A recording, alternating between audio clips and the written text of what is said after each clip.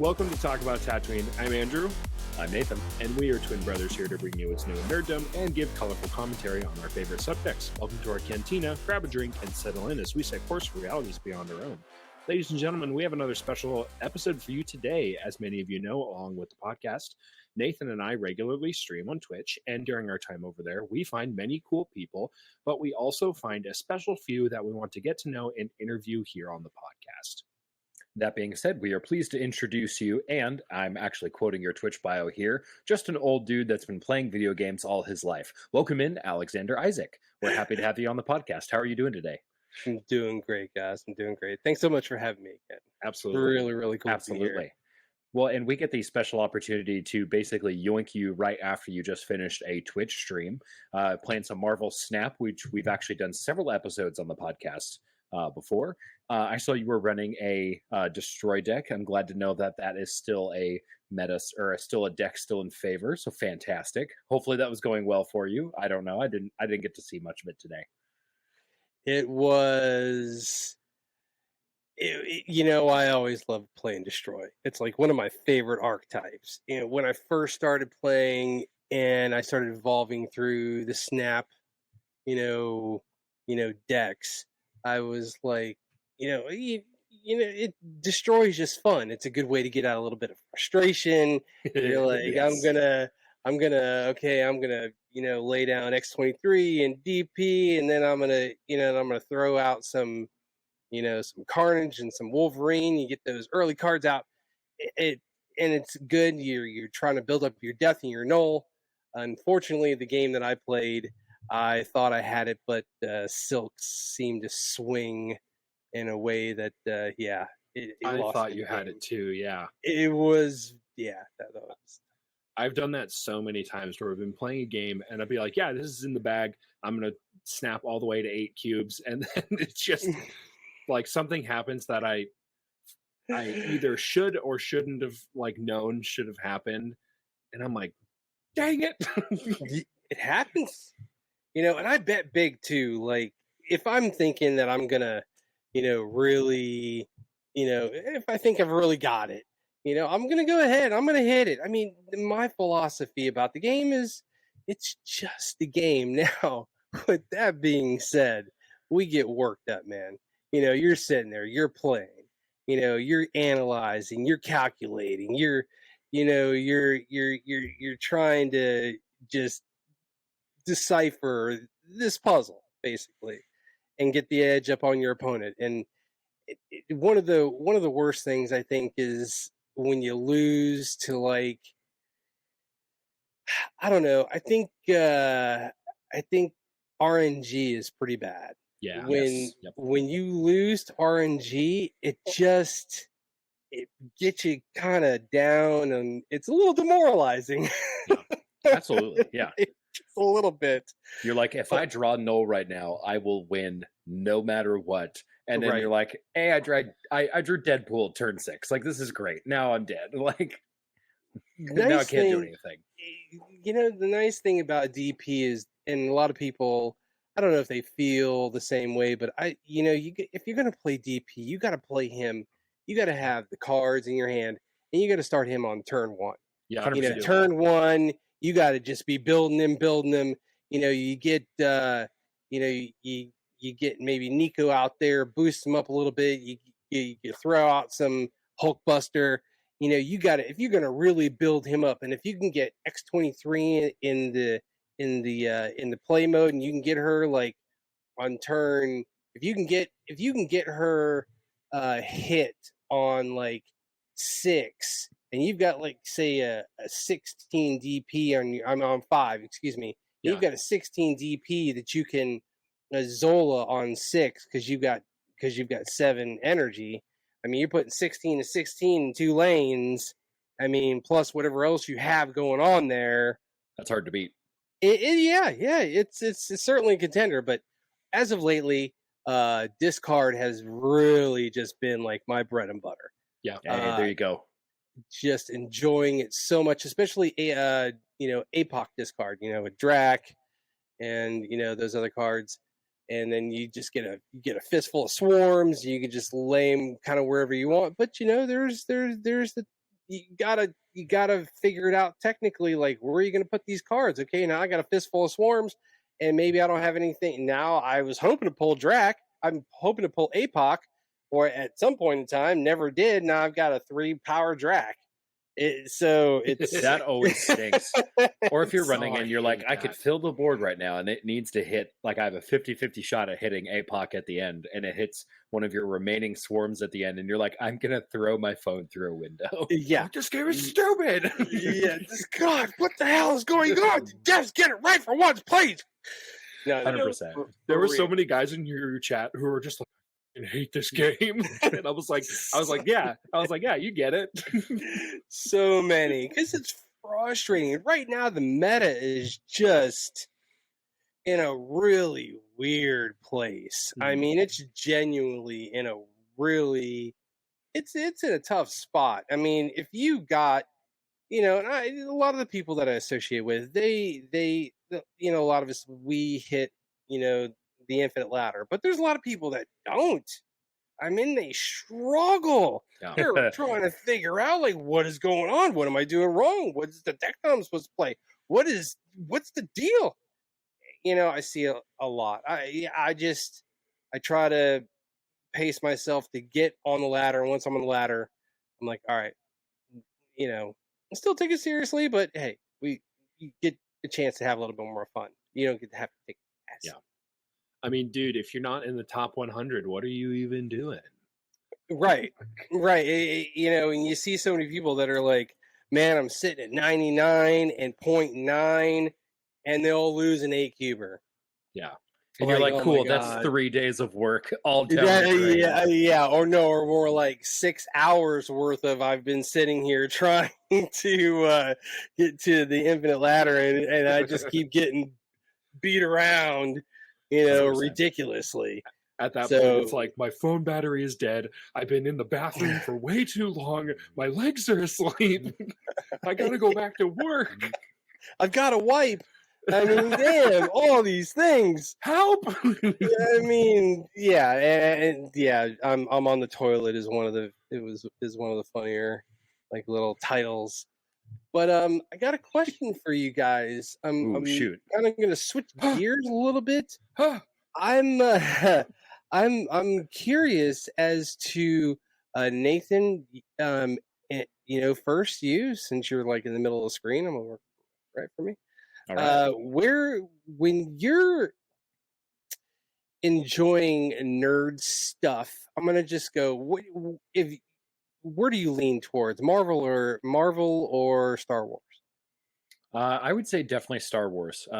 And that's mostly because we grew up reading all of the legend, or what is now considered the Legends books. So our older brother had like every single book like known to man, and Not so an we would exaggeration. we would read and read and read, and so you're learning about all these just wacky things. I mean, I think I played the original Knights of the Old Republic game like 30 times. Like, I think I beat it in like every possible way. Like, because I beat it so many times that it only took me a few days to beat once I got it down, because I knew exactly what levels I could skip, what levels I could go through, what characters I wanted to use. Like, I just had everything dialed down. And for me, it was definitely Star Wars. Then the movie started to come out, because there was such a lull in the movies, such a huge gap from episode, even in when episode 3 came out. It was like, that was for a long time, that was like, oh, we're never going to see another Star Wars movie after this. We've got like cool things like the Clone Wars, Rebels was awesome, but I was like, I didn't know we were going to see another Star Wars movie. So for a long time, Marvel really held that place, because we're like, all right, our nerd fantasies are coming to life in live action, and they were just killing it. So I would say for the majority of my life, definitely Star Wars, but Marvel had its time to shine for sure. Marvel has definitely kept dare I say, Marvel has somewhat, I don't want to say surpassed, but man, they are right there, just neck and neck with Star Wars. Kind of like with me. when you say Rebels, I mean, I just get chill bumps, dude, because I've watched Rebels so many times. Oh yeah, so many. times. Well, Andrew, for you, I mean, same thing. It's very similar. I hate to be like, I'm not a car. I'm Shocking my own nobody. person. We answered the same. I'm my own person, but I feel very similarly, with a slight variation. If I'm going to sit down and watch a movie, there's a much higher likelihood that I'm going to pick a Marvel movie over a Star Wars movie. But that's, I mean, Okay. There's more options. There's more options, and the options we have are higher quality. I wasn't super thrilled with the sequels. The prequels don't even grab my attention all that well, and I really feel by kind of like a lot of nostalgia. There are certain scenes where I was like, this doesn't make any sense. Oh, that's really cool. Like, episode 1 has a lot of really cool moments. It's also got a lot of moments in it that are so goofy, I don't know what George Lucas was on. It's like, what are you thinking, bud? But was it Lucas though, or was it Disney? The prequels, it was all Lucas. Was all it? Luke. Yep. Oh, I think you're right. Yeah. Because what do we want to call it? The Disney acquisition of Star Wars happened in 7, 8, 9, or right? something. There was the what do we call it? What's the word? What's the terminology? The prequel sequels. Yeah. Do they call it the sequel trilogy? Is that what it's referred to? I think it's called you have the original trilogy, prequel, and sequel. Prequel. Some crazy. I've heard many different avenues on it. Like, it's just the last 3. Okay, it's just the. That's really what it is. I think you're right there. I'm sorry. Go ahead. I mean, I didn't have too much more to add other than just like the Disney Star Wars movies. So episodes 7, 8, and 9 were certainly less goofy, but I had issues. I wouldn't call them perfect. However, I think 7, 8, and 9 were some of the highest grossing movies of all time. I think they are in the top 50 on the Wikipedia page. It's mostly dominated by Marvel movies, but I'm pretty sure there's a couple Batman movies, Star Wars, and I think all of the Lord of the Rings are on there. I mean, it just goes to show that like nerd culture has dominated cinema in the last 30 years. It has. It's a good time to be a nerd. It's a really great time to be a nerd. Chicks love nerds these days, man. Yeah. Yes. So I'm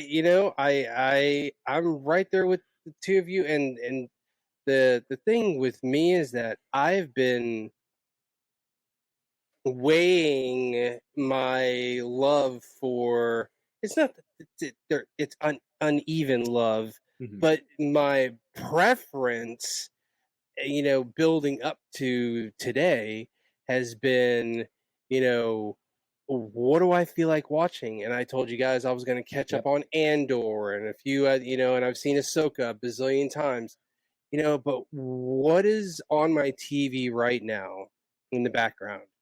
I'm watching Endgame. Yep. Nice. Oh, it's so good. I mean, and I've watched it. So I'm watching, the Avengers. I've watched so I put Star Wars stuff and I put Marvel stuff in my queue to watch. And when it's comes time for me to kick back and relax, I'm like, you know what? I want to watch the Iron Man trilogy. Yeah. Oh, so good. I'm actually watching it right now while I exercise. I set up like a little computer monitor with a tiny speaker, and I'm starting from the beginning. I'm like putting on Iron Man. Just so good, dude. Yeah, it's really and it's and there's so many Marvel series that get a bad rap. Like, I mean, I like what I like, and I'll just tell you, I thought that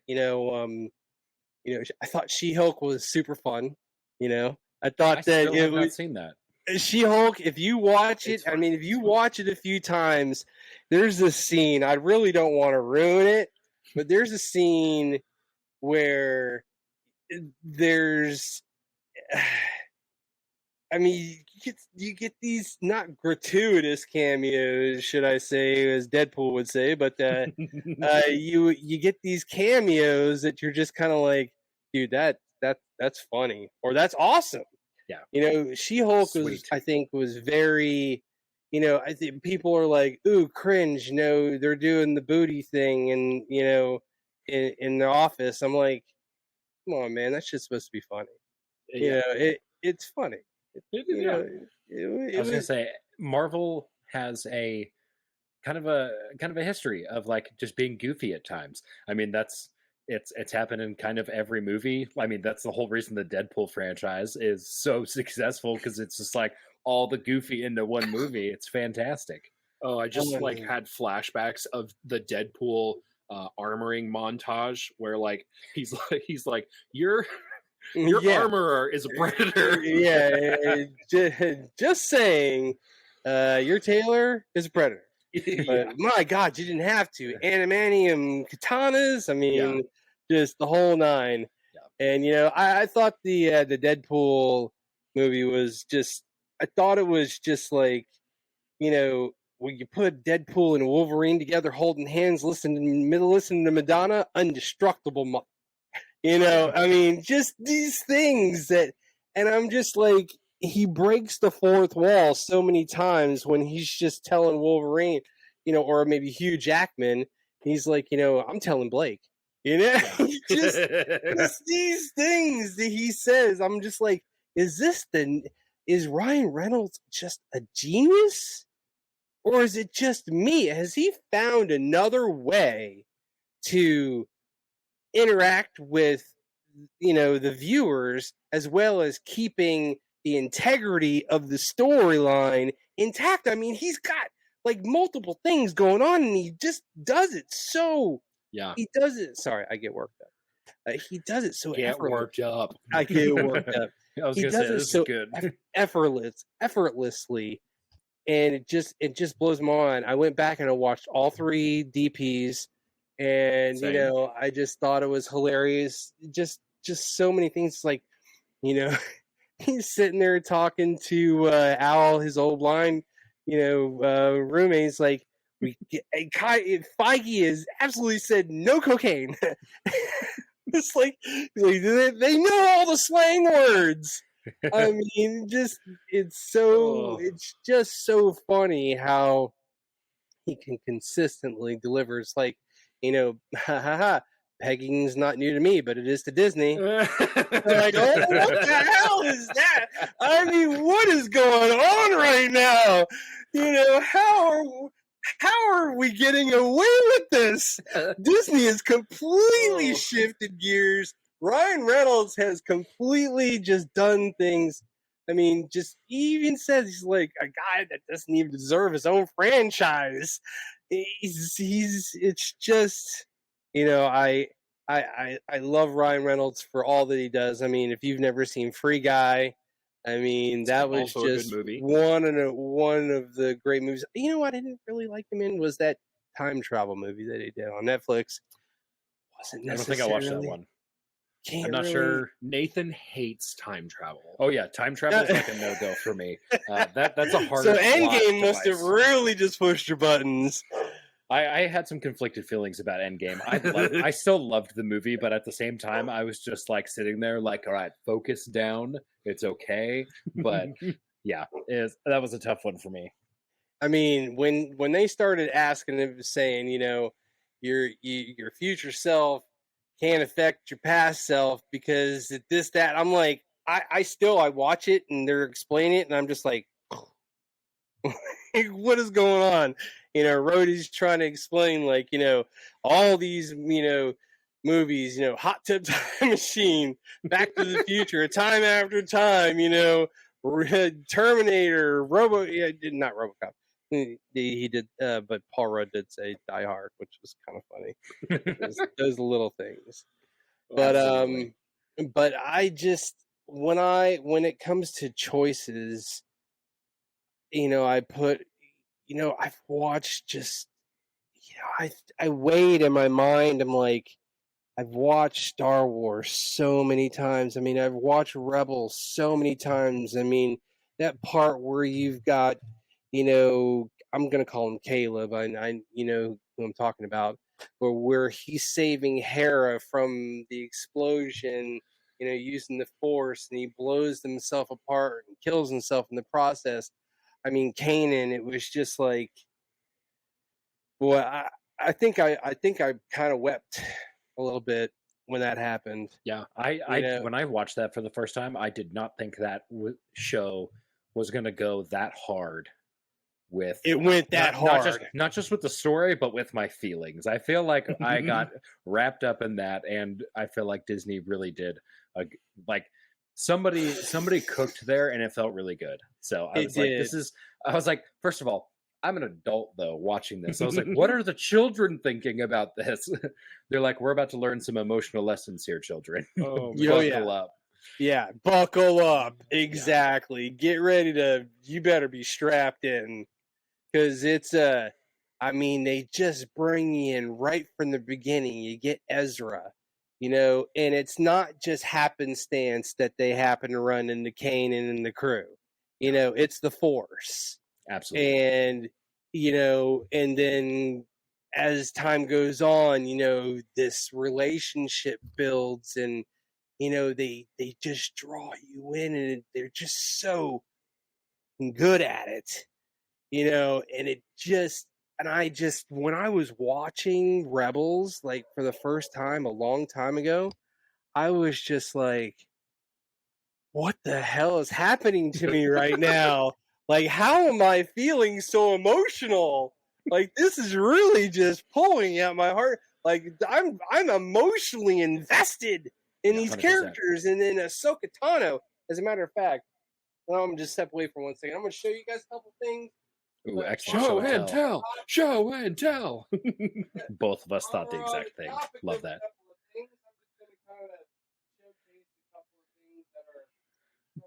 To all our Spotify listeners, get on YouTube. So I'm a big Funko Pop guy. Excellent. I have lots of Funkos, and I just kind of want to share just a little bit of Star Wars stuff with you. Real yes, quick. Please. I have assigned by Rosario Dawson Ahsoka Tano. No. And it is Beckett authenticated. That's Rosario Dawson. There's the certificate. Oh. Yep. Woo! You hold on to that forever.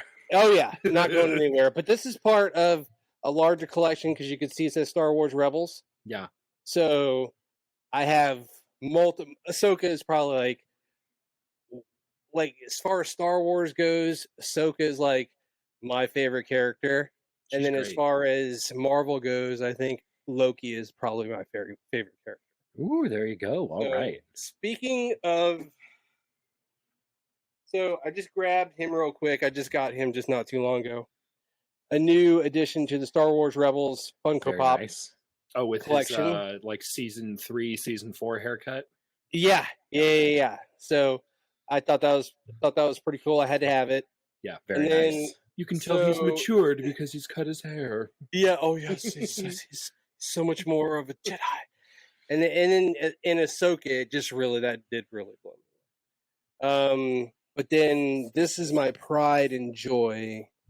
It took me a while to get this, but it's my signed Loki by Tom Hiddleston. Oh, dude! And on the side, I had him inscribe, "I have been falling for 30 minutes." That's such a great line. And with the Beckett authentication, so that's Tom. And this is I have the entire Thor Ragnarok Funko Pop collection. I'm talking the 10-inch Hulks that are blacklight. I've got the one where the later one they put out with Stan Lee, where he's the hair cutter. I've got. I'm looking up at it right now, and I'm just like, yeah, I love it. That's quite I love the collection. looking up at it. Those are some fantastic keystone pieces.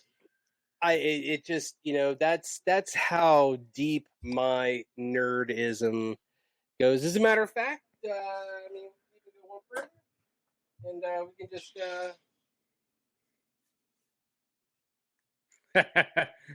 I also have a lightsaber nearby. My blade's not in there, but you catch the drift. So that's one of the Black Series lightsabers. I had the Vader saber, and so Love that. yeah, I I live and breathe this stuff, dude. And you know what's I wish I had. I'm a single dude. I wish I could meet a woman related in such a way. It'd be so fantastic. We'd be the perfect power couple. There you go. But They're out there. I don't know, man. I don't know. 51, I don't know. Do they really exist? I mean, our grandpa got remarried at like 70. Wow. I know, Okay, maybe shocking there is everybody. hope.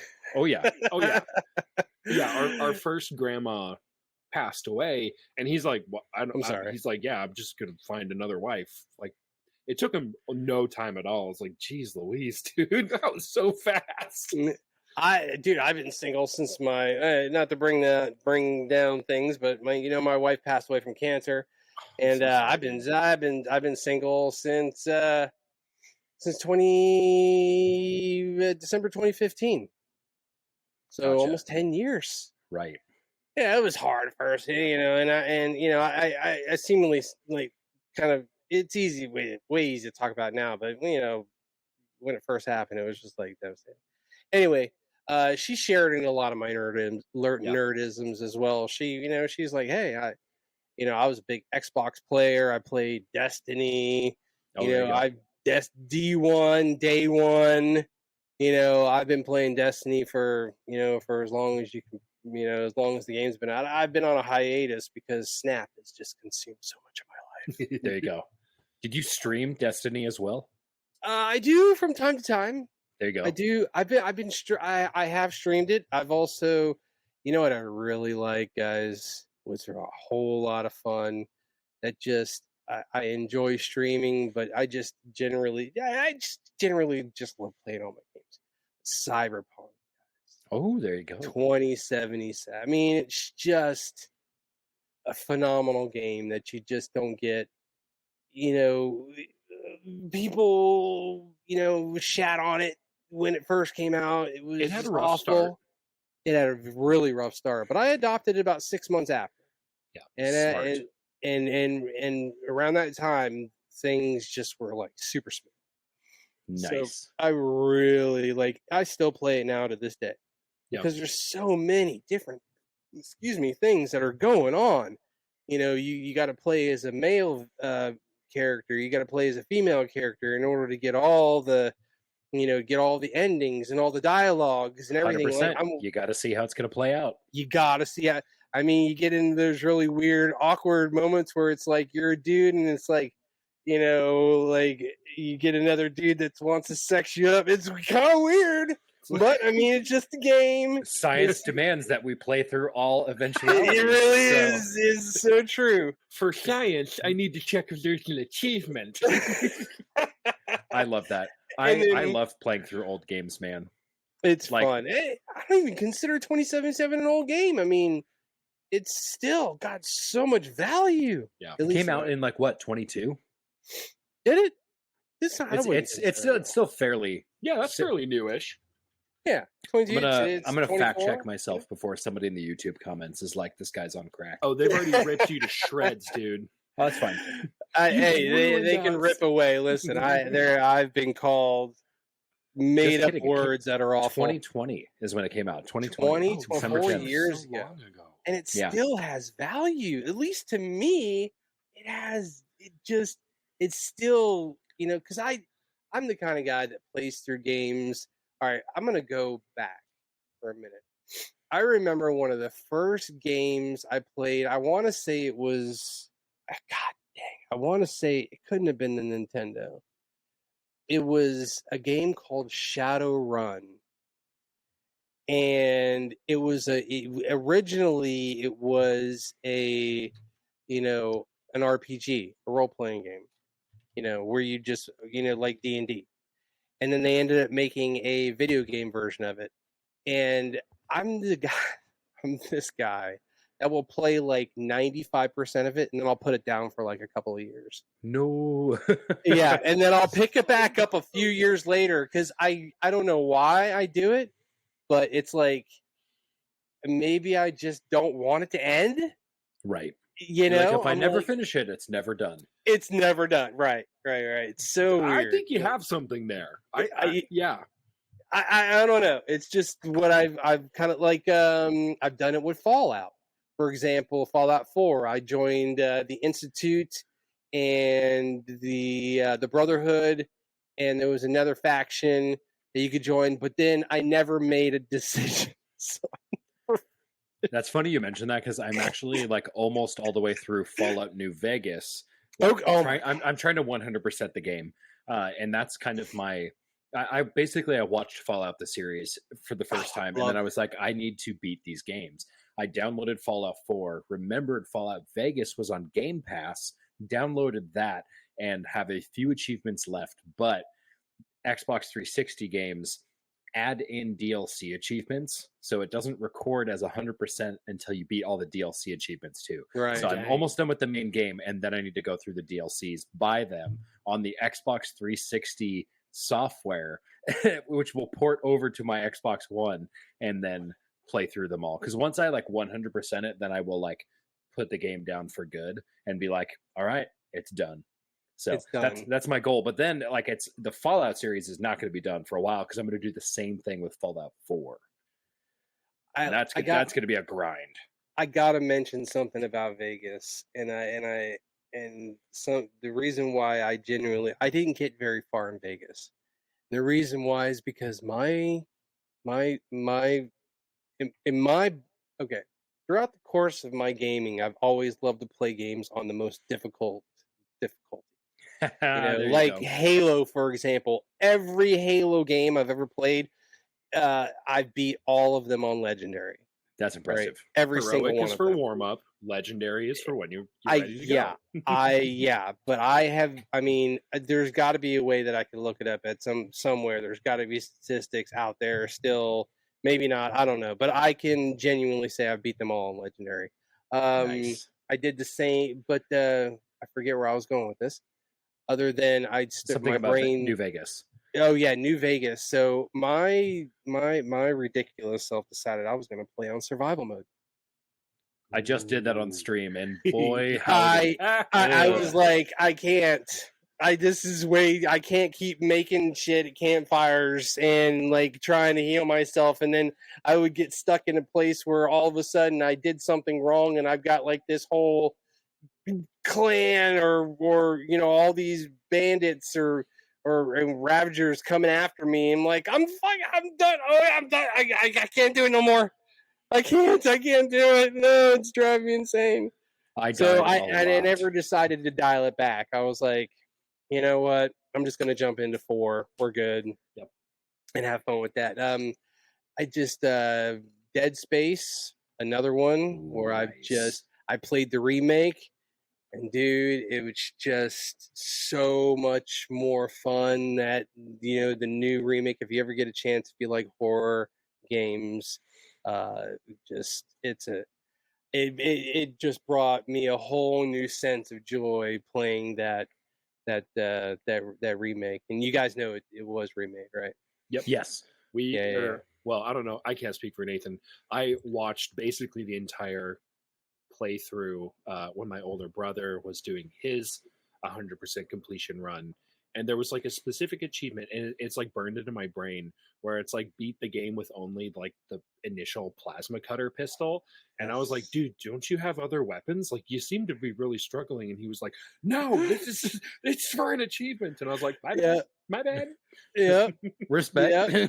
Okay. There was one in the very beginning, in the first one, where it was like you had to find this little trophy that was worth like some crazy amount of you either got XP or it was credits or no, it was just for like a special achievement. And dude, I spent so much time trying to find the same thing, and come to find out it was at the very end of the game.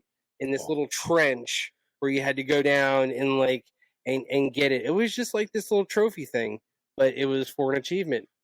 And so I think I could only get it like on my second playthrough. Oh, So gotcha.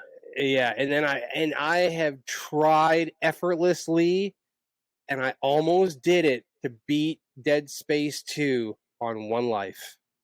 Holy smokes, dude. Yeah. No. I almost did it. I was so close, dude. And it was on the 360 too, so there were two separate discs. So I put the one in, and the first time I failed because the second disc failed to load, so I lost all my progress.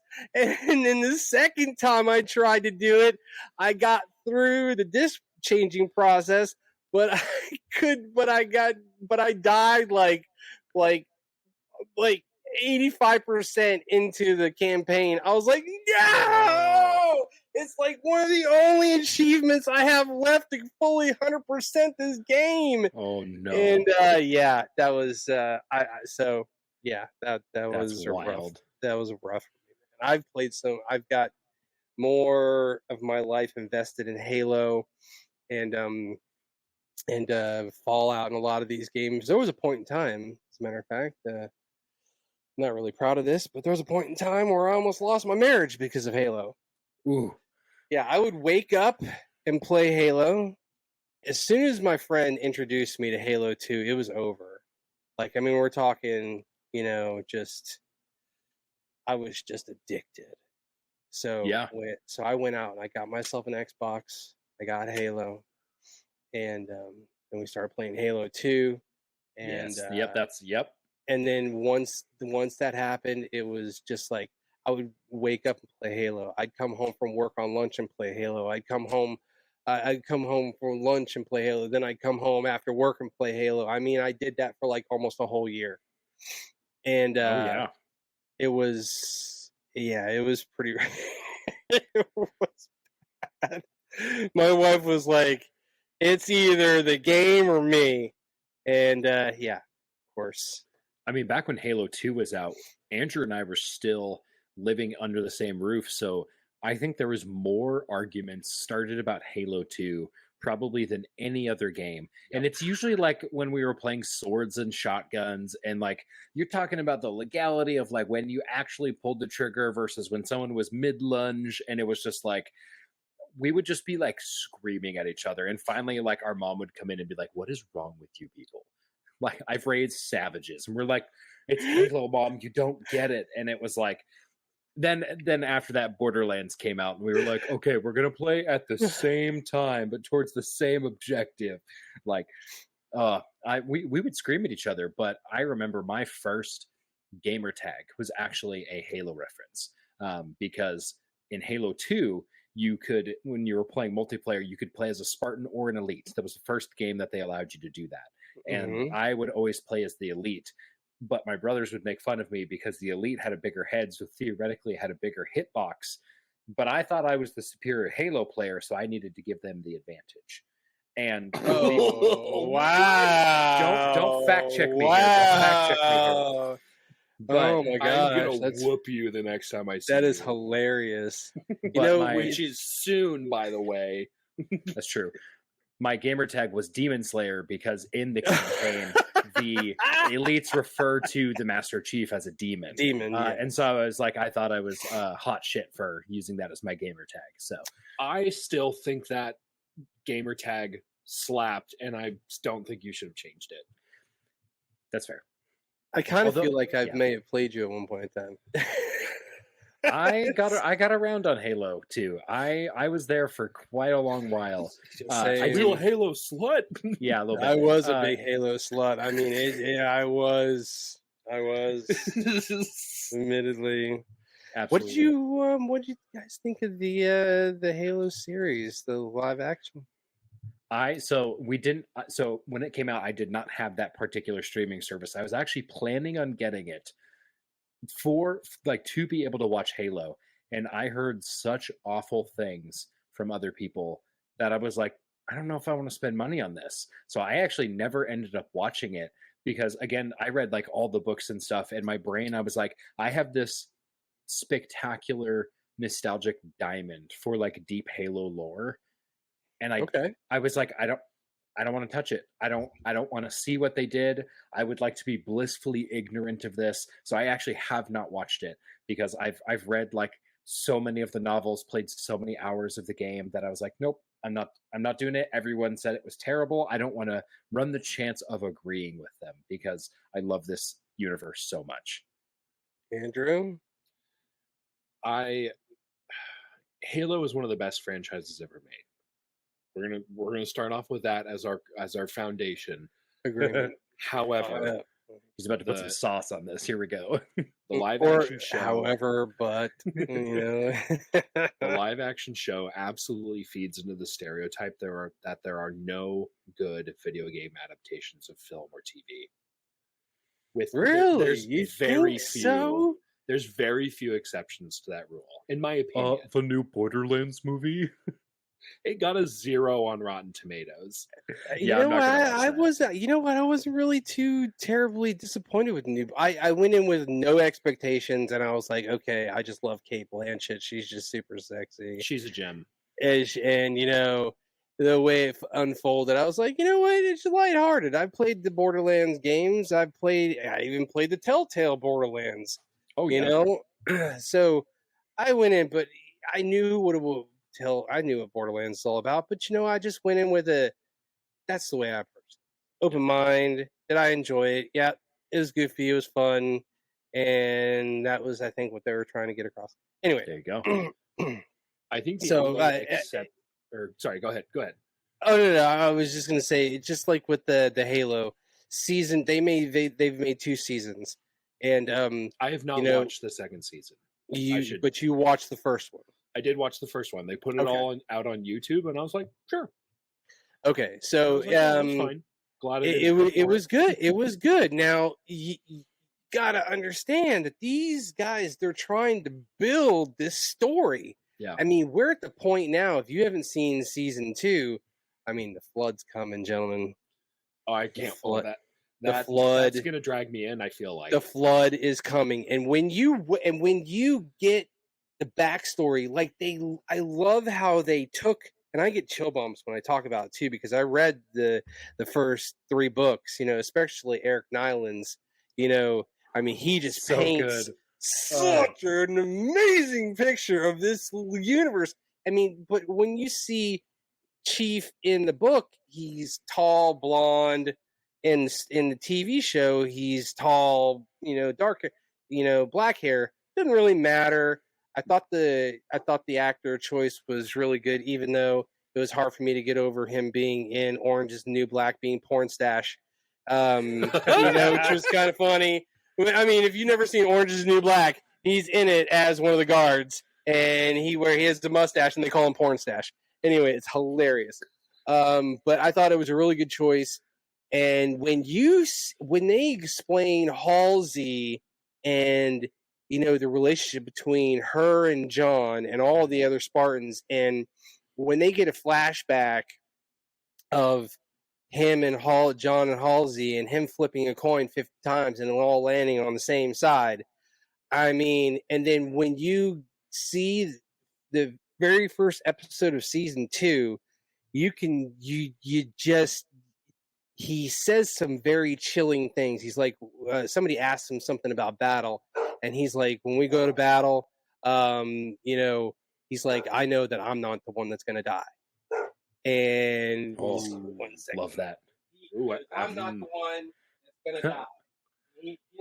We're going to lose somebody, but it's not going to be me, or something along those lines. And then he gets in. I don't want to ruin it, man, but he ends up in a fight on a planet where there's all these Covenant elites, and he's unstoppable. Yeah, I mean, he takes on all these elites, and he's pretty much the only man left standing. I mean, and he's the demon. He is the demon. So I mean, Halo is in my bones. You know, except for maybe Infinite. You know, the last one. these characters, they they I don't know, dare I say, make us who we are. Just we love getting in these fantasies, Yeah. man. It's almost been an hour. I mean, I don't even know how long y'all want to go, but man, I can sit here and do this for another couple hours. It just Oh no, flowing by. you are good, my man. If this is where we end up going, this is where we end up going. So that's like the best part about this. So, Yeah. I love that. So I mean, for me, I'm just like, it's so close to my heart. Yeah. And I've just invested so much of myself into these worlds. I'm not a big Warhammer 40,000 guy, but I mean, if Henry Cavill's on board, I mean, dude, that is going to be a gateway drug for a lot of people. Holy cow. I don't know a lot about it, so why don't you help a brother out? That's actually part of the reason we started making this podcast in the first bit, is because we would ask, people would ask us oh, what's Warhammer about? And you're like, that is such a hard question to answer in a few sentences, because there's books, there's games, there's going to be TV, there is an entire tabletop franchise that has been around for longer than I've been alive. So it's one of those things where we spend hours and hours and hours just writing episodes about one minor faction of another entire bigger faction, and sometimes we're only talking about one character at a time, and there's hundreds of different characters. It is such a monumental task that when people are like, hey man, I'm not really into Warhammer, I'm like, dude, that's okay, because so far you're like, hey, that also means you can spend the same amount of time enjoying Marvel, Star Wars, Halo, Destiny, and it's going to take about the same amount of time than just Warhammer. Yeah. So because it's such an it bums me out that they've made it so deep, because a lot of people see that as intimidating and they don't want to go there. They're like, I don't think I have time for this. And I'm like, you know what? I respect that. However, that bums me out, because it's everything you love about finding characters and just really digging down into the lore and the story behind those characters, but times 1,000. I mean, the prequel series of books is over 60 books long. It's over. Yep. That's wow. And from two avid Warhammer fans, that's too many. Yeah, that's a lot, dude. 60 books. Dude, and it's funny because it's 60 books, but everybody knows what happens at the end, because it's the prequel for where the setting is currently at. Yeah. And so there's no surprises. You know what's going to happen already. Everything has already been written. This is just the detailed retelling of all of these stories already, and it's insane. It's insane. It's great. That is why I have them all on audiobook, because I do not physically have the space in my house right now for that many books. So can you break down I know it's hard to sum up in a few, like you said, in a few sentences or words, but can you break it down for me in a Cliff Notes version? Yes. So humans, aka there's one big human at the top. That's the Emperor. He's basically a space wizard. Think Palpatine, but 3 feet taller and in gold armor. Yep. He tries to conquer the galaxy, does a really good job, until all of his superhuman sons decide, hey, you lied to us about a few too many things. Now we're going to have a fight. Big civil war erupts. The galaxy is split in two. Half the sons went one way, half the sons went another. A couple of them died in the process. 10,000 years goes by. The Empire is basically crumbling. The Emperor gets mortally wounded when they basically have this come to Jesus moment at the end, where they're fighting on Earth, and the Emperor's wounded by his favorite son. He has to now sit on this basically golden toilet seat, as we like to refer to it. It's called the Golden Throne. Indeed. It's a toilet. And so he doesn't move. So basically that thing keeps him alive, quote unquote, but the only thing he can do is keep basically all of the psychic portals open still. So think about how Star Wars uses hyperspace. Warhammer uses what's called the warp. So it's basically just kind of like a parallel dimension, but also the warp in 40K is hell. So it is literal hell. Literal hell. So 10,000 years goes by. The Empire, the Imperium, as it's called, everything's very Greco-Roman named. So if it Yes. can end in an IUM, they're going to call it the Imperium instead of the Empire. Okay. Really original, right? So Right. they are basically, their empire is basically at this point getting assailed from all sides from the trader forces that they've been fighting for the last 10,000 years. They're getting attacked by all these different aliens. And basically each story that's being told is just like finding one subsector, one system, one planet, one city, finding a character and saying, hey, we're going to tell this person's story against this specific enemy. There's like 15 different factions that are represented, even more technically, but like there's 15 or 16 different factions that are actually playable on the tabletop as well, which is where most of this Which is kind the of origin centers of around. all of this. Yeah, it's insane. Oh. And basically it's this universe that's been created where basically the Milky Way galaxy is going to be in constant war, and that is where you enter in. So it is, no matter what angle you come from, you're gonna be entering into a battle where maybe it's humans against humans, it's humans against traitors, it's aliens fighting other aliens. You've got all these different factions and inspirations, and it's pretty wild. So, and it's really the authors, like there's probably like 24 like authors that have just written the books, probably hundreds more involved in the creation of all these different armies, factions, and stories. And things do get their wires crossed every once in a while, but the main company, Games Workshop, is decently okay at letting people know where they're like, hey, this like story point we wrote like 20 years ago, we're actually going to retcon that a little bit because it doesn't really fit with where we're trying to like take the story now, because again, they've been telling this story for a very, very long time. Yeah, That's fair. That's fair. One thing comes to mind when you say constant war. It's just rewatching the Marvel movies earlier and whatnot. Ultron comes to mind, where he's Ultron and Captain America have a brief little conversation. Ultron's like, Captain America, God's a righteous man, thinking that you can live in a world without war. I'm like, Ultron's right. As he's saying that to America's super soldiers, you're like, hey, man, you get the irony here, right? You get the irony, exactly, right? You get the irony, yeah. On the nose. So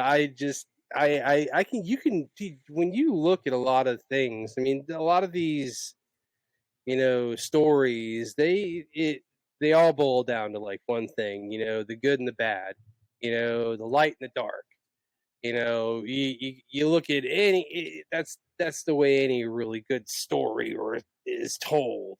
Lord of the Rings, you've got you've got the White Wizard, and you've got the Dark Wizard.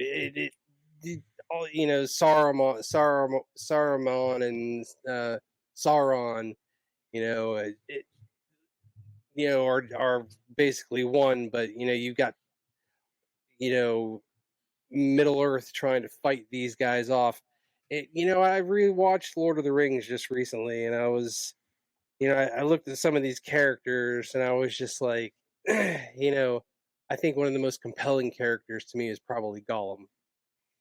Yes. Gollum just being, when he was first introduced, and he was seen, I think by Frodo. Gandalf was like, yeah, he's been following us for the last 3 days. Yep. I mean, it's just a fantastic storytelling. Yeah. How do you, there's mixed opinions though on, how people feel in regards to the Lord of the Rings versus the Hobbit. Oh yeah. Some people are like, oh, the Hobbit was just, the Lord of the Rings is like top notch. I'm like, I think I enjoyed both of them. I don't necessarily know equally, but I think that they're great in their own rights. I rewatch all of them. I mean, religiously 100%. almost, yeah. Yeah. This time Yeah, of year put 'em actually on. is when I usually Yep. rewatch the Lord They're of the very Rings movies. cozy movies. Yes. They are. Yeah, they are, and they they're they're they are feel good movies, I think, to a certain degree. Cozy, feel good. Like Harry Potter flicks. Yep. For example. Huge My- Potter fan.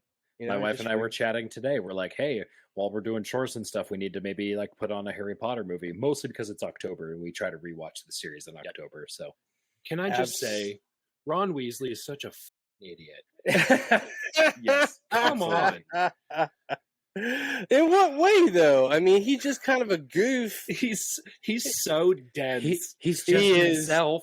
I'm just being myself. He is being himself, unfortunately, But Oh. he adds that little bit of flavor He does. that that Hermione and Potter don't have. And when it was, what was it? I want to say, which one was it? Where they're destroying all the Horcruxes, and it was 7A Hermione and and 7B. Potter dancing in the tent, and here comes Ron. He's wearing the the amulet, and it just sort of rips him apart. Yeah, sets him off. And it sets him completely off. And these are some of these like defining moments where it's you got the dark side that's just really challenging, the protagonists trying to make him fail at every twist turn, even though in your heart of hearts it's going to turn out in the end, you just don't know how. Yeah, absolutely. So I watch these movies and I'm just like, you can't help but just be drawn and compelled, Yeah. and you're just like, man. And not to bring up too much of political sense, but I don't really care what people think about J.K. Rowling. She has said some things that have been Some things are extremely questionable. controversial. And questionable. But I mean, she has created this thing that is just swept the world by storm. Yeah. I had that exact sentiment to a coworker nowhere. this week because we were actually both talking about how September's coming to an end. Like, what movies do you watch in October? And I was like, I watch Harry Potter. Like, I'm really looking forward to Harry Potter. And I was like, J.K. Rowling might be like off her rocker a little bit on some things, and she likes to say funny things and get in a little bit of hot water. But I was like, Harry Potter will always be like a staple in our movie collection. Mhm. Like, it's so good. It's going to be there forever. That, and dude, I love Fantastic Beasts, but I was very distraught when they had to replace Depp. I mean, don't get me That was wrong. rough. I think Mads Mikkelsen did a good job, but it just took away from. I mean, I was just so distracted. I was like, this is not, the character that I fell in love with from the very beginning. Because Depp was, Grindelwald. I mean, he was the embodiment for 2 movies. Yeah. It really just, you know what? Never heard. Absolutely. It's like celebrity. I wish celebrities would just be like, hey man, if you guys are going to be in a series, like just be on your best behavior for that time period, because Lock it recasting down is for a little super bit. jarring. I'm like, I don't know what's wrong in my brain, and you're right. Anytime I do see a recasting, I was like, now I'm just thinking that's just, I'm like, this is the wrong character because I've associated this character with this actor, and you've changed it. And for some reason, my caveman brain has decided that that's what the information should be, and you changed it. Absolutely. It's so true. It's so true. I was disappointed. Depp should have, they could have even just put it on hold, and just come back to it. And,